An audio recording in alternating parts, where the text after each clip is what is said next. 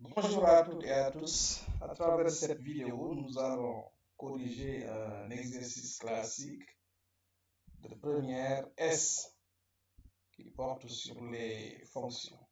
Donc les fonctions définies sur intervalle. On va voir donc comment on étudie ces types de fonctions. La continuité, la dérivabilité en un point, et également éventuellement chercher donc les asymptotes. Donc c'est l'objet de cette vidéo.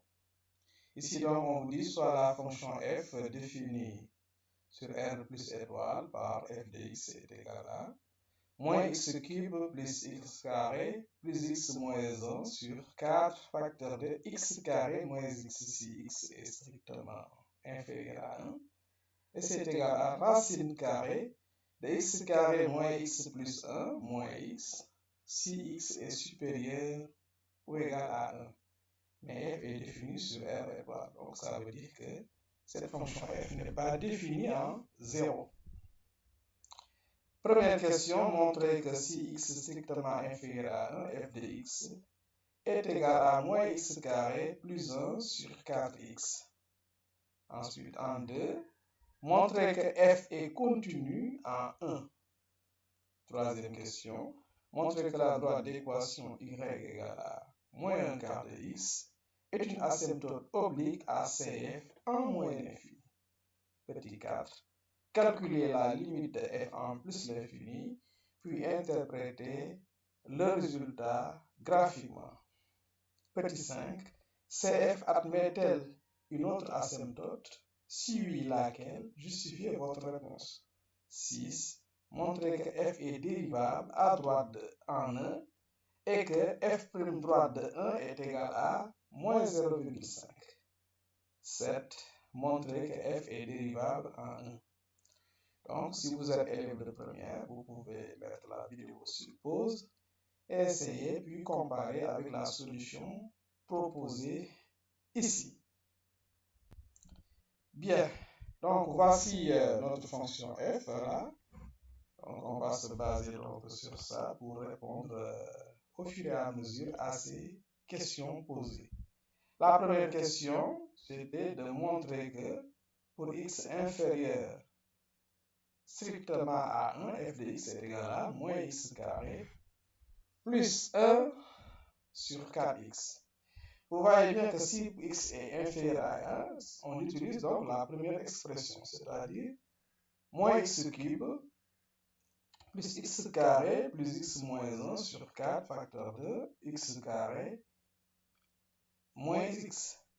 Maintenant, ce dénominateur-là, nous allons essayer de factoriser cela. Donc, ce polynôme, donc, moins x cube plus x carré plus x moins 1 a pour racine 1. 1 est donc une racine évidente. Donc, en utilisant la méthode de Ohn, il se factorise donc par la méthode de Ohn sous forme moins parenthèse x moins 1 au carré facteur de x plus 1. Et ainsi donc, on pourra simplifier en haut et en bas par x moins 1. Donc, pour x inférieur strictement à 1, f de x est égal à moins x moins 1 facteur de x plus 1 sur 4x. Ce qu'on peut encore écrire, moins x carré moins 1 sur 4x. Donc, vous voyez bien, on a simplifié tout simplement par x moins 1 et ça donne le résultat demandé. Deuxièmement, montrer que f est continu à 1. Pour cela, on va chercher la limite à droite de 1, la limite à gauche de 1 et comparer ceci par f de 1. Donc, on y va pour chercher la limite à droite, la limite plutôt à gauche de 1. Vous voyez bien qu'on peut utiliser la forme simplifiée de tout à l'heure et remplacer x par 1 parce que là, on avait déjà simplifié par x moins 1. Au niveau de la limite, il n'y aura pas de forme indéterminée et ça va donner moins 1 au carré plus 1 sur 4 fois 1, donc ce qui donne 0. Maintenant, la limite à droite de 1, on utilise la deuxième expression qui est là, lorsque x est supérieur égal à 1, f de x est égal à racine de x carré moins x plus 1 moins x, c'est ça qu'on utilise. Et là, on remplace le x par 1, on trouve bien 0. Pour calculer f de 1 également, c'est cette expression-là qu'on va utiliser, c'est-à-dire la valeur de f de x pour x supérieur égal à 1. Et là, en remplaçant, on trouve également 0. Ainsi donc, nous voyons que la limite à gauche de f de x est égale à la limite à droite de f de x est égale à f de 1. Ce qui veut dire donc que la fonction f est bien continue à 1. Troisième question. Montrez que la droite d'équation y égale à moins 1 quart de x est une asymptote oblique à CF 1 moins l'infini. Asymptote oblique CF 1 moins l'infini. 1 moins l'infini donc, ça veut dire donc on va utiliser l'expression de la fonction lorsque x est plus petit que 1 en restant différent de 0. Donc on peut donner l'expression de la fonction f pour x inférieur strictement à 0. Donc c'est l'expression simplifiée de tout à l'heure. Et donc on peut écrire pour x donc plus petit que 0, inférieur strictement à 0, f de x donc on va l'utiliser puisque f de x est égal à moins x carré plus 1 sur 4x, n'est-ce pas? On utilise a plus b sur c est égal à a sur c plus b sur c. Et ça va donner, f de x va s'écrire donc moins x sur 4 plus 1 sur 4x. Ainsi donc, nous pouvons calculer la limite quand x tend vers moins l'infini de f de x moins x sur 4. Ça, c'est égal à la limite lorsque x tend vers moins l'infini de 1 sur 4x. Et ça, c'est égal à 0. La droite d'équation y égale à moins x sur 4 est donc bel et bien asymptote oblique à CF en moins l'infini. Bon, nous avons toujours notre fonction f qui est là. Maintenant, on nous demande de calculer la limite de f en plus l'infini, puis d'interpréter graphiquement le résultat.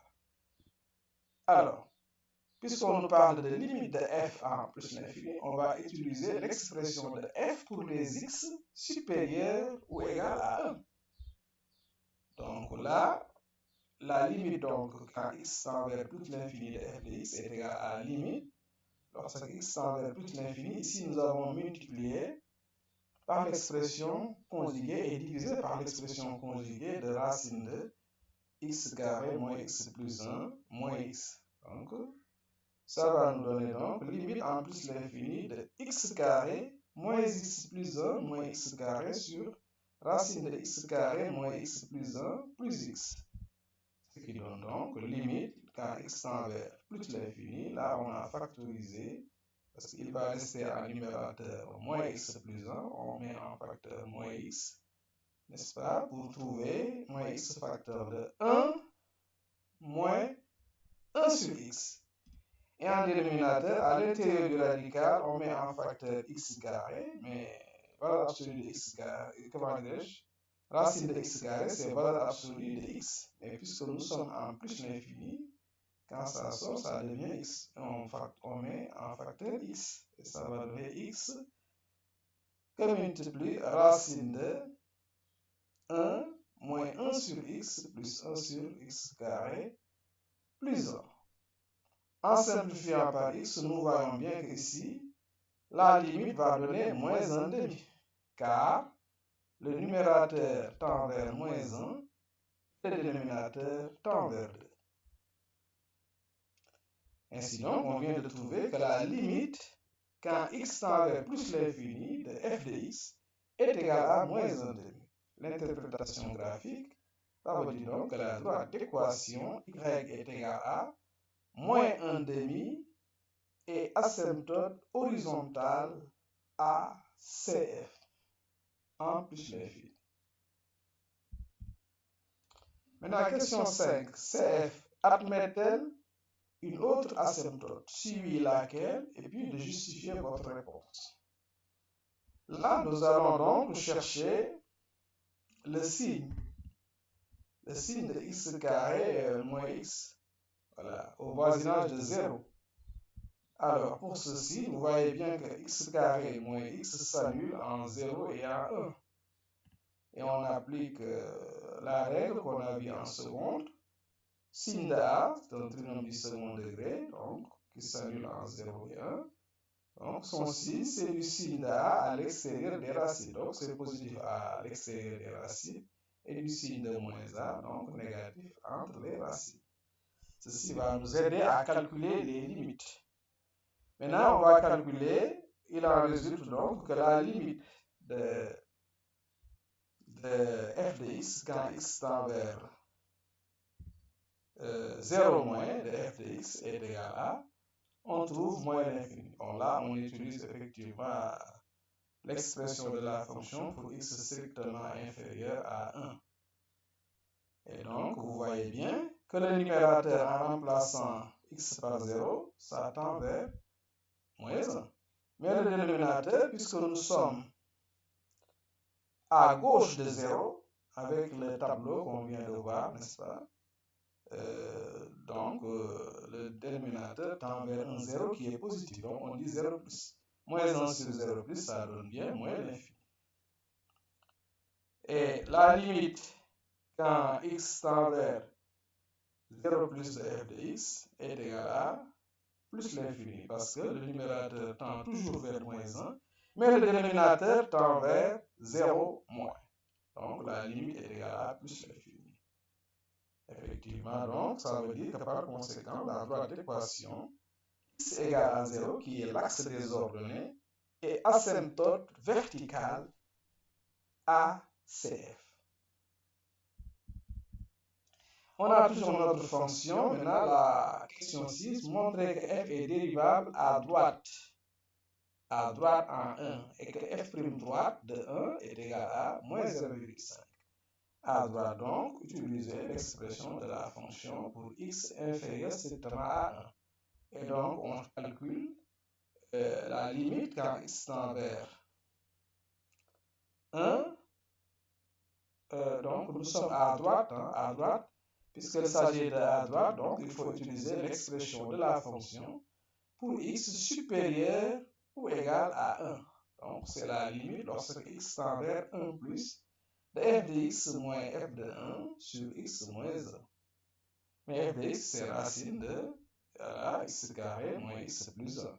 Donc, ce qui va nous donner la limite quand x tend vers 1 de racine de x carré moins x plus 1 moins x. Bon, f de 1, c'est 0, on l'avait calculé tout à l'heure, sur x moins 1. Et donc, ça, c'est égal à la limite en multipliant par l'expression conjuguée, voilà, de racine de x carré moins x plus 1 moins x. On va trouver donc la limite quand x tend vers 1 de moins x plus 1 sur x moins 1 facteur de racine de x carré moins x plus 1 plus x. Et ça, c'est égal à la limite lorsque x tend vers 1 plus 2. On a simplifié donc par x moins 1, donc de moins 1 sur racine de x carré moins x plus 1 plus x. Et là, donc, vous voyez bien que ça donne moins 1 demi, parce que ici, le numérateur tend vers moins 1 et le dénominateur tend vers 2. Puisqu'on trouve une limite finie, d'où le résultat. Donc, c'est dérivable. Et que la dérivée à droite de 1 vaut moins 0,5, qui est égal à moins 1 demi. Maintenant, montrer que f est dérivable en 1. Donc, puisque déjà c'est dérivable à droite, donc on va étudier la dérivabilité à gauche. Pour cela, on cherche la limite lorsque x tend vers 1, mais c'est 1 moins, donc c'est 1 moins, voilà, au lieu de 1 plus, de f de x moins f de 1 sur x moins 1. Et là, donc, ça donne la limite lorsque x tend vers 1 moins, 1 moins. 1 moins, donc, de moins x carré, moins x sur 4x, le tout sur x moins 1. Ce qui donne la limite lorsque x tend vers 1 moins. Donc, ce n'est pas 1 plus, c'est 1 moins. De moins x plus 1 sur 4x. Donc, ce qui donne, n'est-ce pas? Là, on a simplifié par x moins 1. Donc, ce qui donne donc moins 2 sur 4. Moins 2 sur 4 égale à moins 1 demi. Et on voit bien que donc, f est dérivable à gauche de 1. Puisqu'on trouve pour la limite à gauche qu'on trouve donc un nombre réel. Alors donc, f' gauche de 1 est égal à moins 1 demi. Ainsi donc, puisque f est dérivable à droite et à gauche, et que les nombres dérivés à droite et à gauche sont égaux, alors nous en déduisons, puisque f' droite de 1 est égal à f' gauche de 1, est égal à moins 1 demi, donc f est bien dérivable en 1. Voilà donc pour cet exercice, n'est-ce pas, qui récapitule beaucoup de questions qu'on a l'habitude de voir, n'est-ce pas, en première, en analyse. Merci donc d'avoir suivi cette vidéo et à la prochaine pour une autre vidéo, Inch'Allah.